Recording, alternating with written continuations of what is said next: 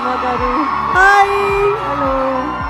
ఇప్పుడు సాయి పల్లవి గారు, ఇది మీ స్పీచ్ కాదు, మీరు స్టేజ్ మీదకి వచ్చిన తర్వాతే మాట్లాడతారు. ఓన్లీ క్వశ్చన్స్ మాత్రమే. ఇప్పుడు ఏమని పిలవాలి? ఇందు, రెబెకా, వర్గీస్ గారు, మమ్ముటి అని పిలుస్తున్నారు. ఎందుకు పిలిచారు అనేది మనకు సినిమా చూసిన తర్వాత తెలుస్తుంది. So I'm in a long distant relationship with love అనేది such a beautiful dialogue. Raj Kumar garu, మీకు అభినందనలు అండి ఫర్ దట్ బ్యూటిఫుల్ డైలాగ్. మమ్మల్ని చాలామందిని ఇంపాక్ట్ చేసింది అది.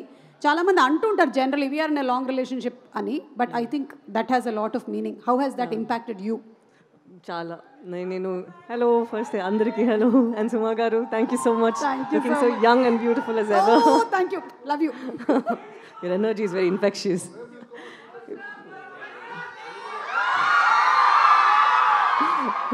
హలో.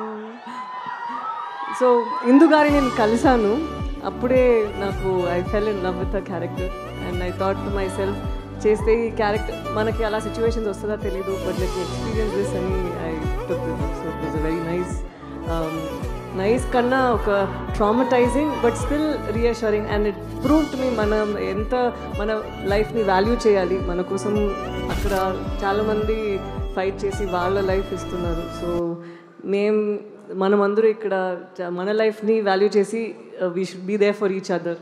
అండ్ అదే, థ్యాంక్ యూ సో మచ్ అండి.